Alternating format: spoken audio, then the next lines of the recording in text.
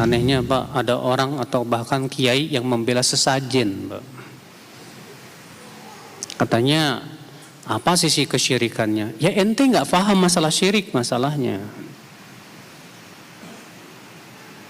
Mendingan kiai-kiai dahulu di NU itu jelas sekali fatwa NU tuh. Ya tentang hukum sesajen. Dalam fatwa NU itu tersebut dijelaskan bahwa sesajen itu jelas syirik. Kiai-kiai NU dahulu lebih paham tentang kesyirikan. Kita katakan ya akhi, yang bisa memberikan mudarat hanya Allah. Kenapa enggak berlindung sama Allah? Bukankah Rasulullah SAW mengajarkan man nazala manzilan, siapa yang singgah di suatu tempat kemudian ia mengucapkan a'udzu bikalimatillahi tammati min syarri ma khalaq. Aku berlindung dengan kalimat-kalimat Allah dari keburukan apa yang Allah ciptakan, ya lam yadurrahu syai'un, maka ia tidak akan dibahayakan oleh apapun juga, hatta yartahila min manzilihi dzalik, sampai ia meninggalkan ya tempat tersebut. Adapun kita ya mengucapkan itu supaya kita dalam rangka tidak dimudarati, ini namanya minta perlindungan kepada selain Allah. Kadang ngelempar ini Pak, duit, koin. Biasanya sih di jembatan loh Pak tuh. Ya, lempar. Jelas ini kesyirikan. Kesyirikannya di mana? Orang yang tidak paham tentang kesyirikan mengatakan cuma lempar koin doang kok. Anggap aja itu sedekah. Ya sedekah ke fakir miskin. Bukan ke jembatan, wala itu tidak memberikan manfaat wala juga mudarat. Tapi ketika dia ada keyakinan bahwa itu bisa memberikan mudarat dan bahwa yang dia lemparkan itu bisa menolak bala, inilah jelas kesyirikannya di situ. Dia telah terkena syirik khauf. Syirik apa? Khauf yang disebut oleh para ulama khaufus sir. Iya. Dia takut diberikan mudarat oleh sesuatu, padahal sesuatu tidak bisa memberikan mudarat sama sekali. Di antara macam ibadah apa lagi Pak? Menyembelih. Menyembelih ibadah. Rasulullah SAW bersabda dalam hadis Ali bin Abi Thalib, la'anallah man dzabaha li ghairillah. Semoga Allah melaknat orang yang menyembelih untuk selain Allah. Hadis itu sahih dari Muslim. Sembelih kerbau, kepalanya ditanam, katanya sedekah bumi. Emang bumi butuh disedekahin Pak? Bumi enggak butuh disedekahin Pak. Bumi itu sudah berkah. Allah yang mengatakan wa baraka fiha, Allah pun memberkahi bumi. Sudah berkah, tidak perlu disedekahin. Sedekah bumi katanya biar ya tambah berkah. Ya akhi, pemilik keberkahan hanya Allah. Dan Allah tidak pernah mengizinkan menyembelih untuk selain Allah. Sembelih ayam buat sesajen.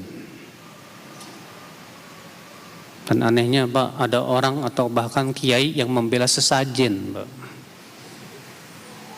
Katanya, apa sisi kesyirikannya? Ya ente nggak paham masalah syirik masalahnya.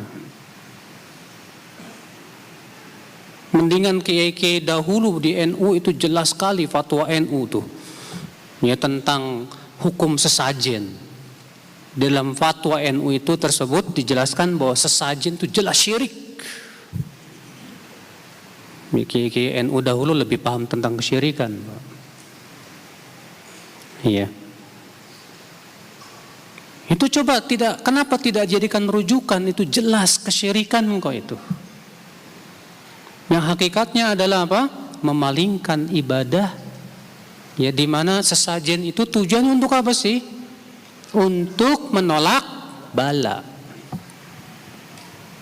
Itu sudah pasti, sudah tujuannya untuk menolak bala, Pak. Sekarang kita tanya, yang bisa menolak bala siapa? Allah. Kenapa tidak minta kepada Allah saja? Enggak kok, sesajen ini untuk Allah. Allah enggak butuh sesajen. Allah berfirman, "Wa ma khalaqtul jinna wal insa illa liya'budun. Ma uridu minhum min rizqi wa ma uridu ay yut'imun." Tidaklah aku ciptakan jin dan manusia kecuali agar mereka beribadah kepadaku saja. Aku tidak mengharapkan mereka memberi aku rezeki. Tidak pula aku mengharapkan mereka memberi makan kepadaku, kata Allah. Allah enggak butuh makan, enggak butuh itu. Allah enggak butuh itu semuanya. Allah tidak pernah memerintahkan hamba-hambanya dengan cara seperti itu. Kalau kita mau beribadah kepada Allah, ikutilah sesuai dengan arahan Allah melalui lisannya Rasulullah sallallahu alaihi wasallam. La ilaha illallah ya akhal Islam, azani Allah wa iyyakum. Ya. Ketika hati seorang hamba dipenuhi pengagungan selain Allah azza wa jalla, maka apa yang terjadi ya akhal Islam? Hatinya dipenuhi kesyirikan dan pengagungan kepada selain Allah.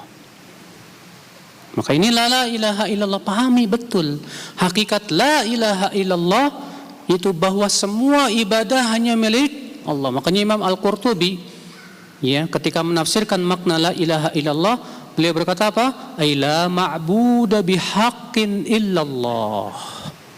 Tidak ada yang berhak diibadahi dengan hak kecuali apa? Allah subhanahu wa ta'ala saja. Apalagi contoh ibadah, Pak? Cinta. Siapa yang mencintai sesuatu seperti mencintai Allah, syirik.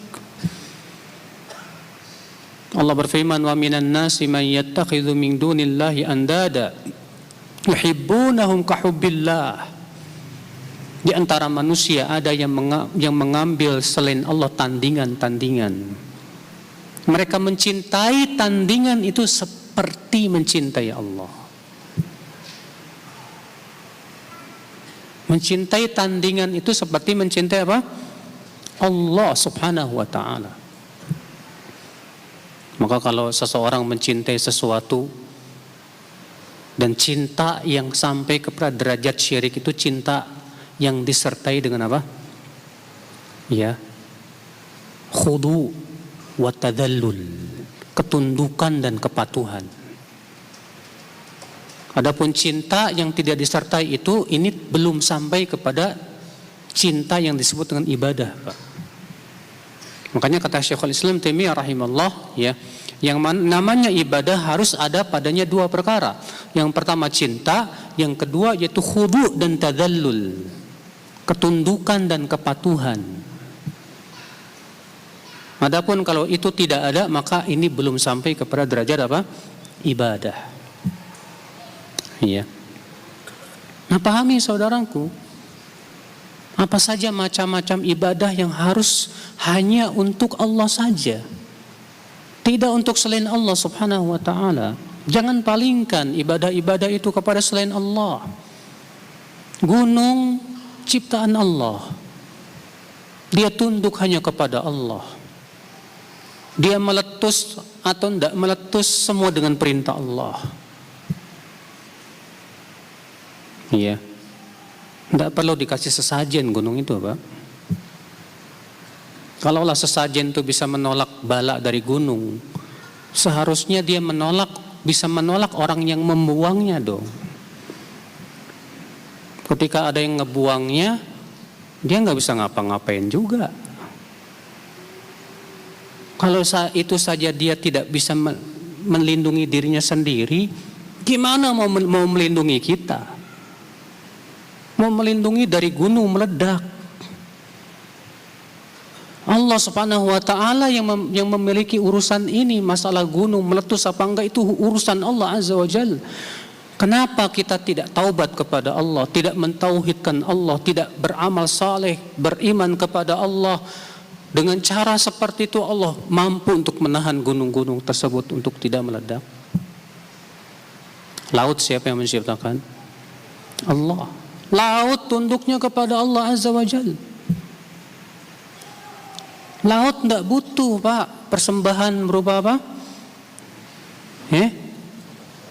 Kepala kerbau, kepala sapi, kepala kambing ataupun yang lainnya tidak butuh. Laut udah kaya. Itu di dalam laut berbagai macam rezeki Allah sediakan ada di sana. Laut nggak butuh. Laut hanya tunduk kepada Allah Azza wa Jalla. Kenapa kamu tidak beribadah kepada Allah saja? Oh enggak kok, ini semuanya untuk leluhur-leluhur kita Pak. Ya akhi, leluhur antum itu sudah di alam barzakh. Orang yang meninggal dunia semuanya sudah di alam barzakh. Dan di alam barzakh mereka sudah mendapatkan balasan. Kalau mereka orang soleh diberikan kenikmatan. Kalau mereka orang yang tidak soleh diberikan balasan yang setimpal. Kita semua hamba Allah. Kita, leluhur kita, nenek moyang kita, semua hamba Allah. Semua akan kembali kepada Allah. Semua akan dihisab oleh Allah.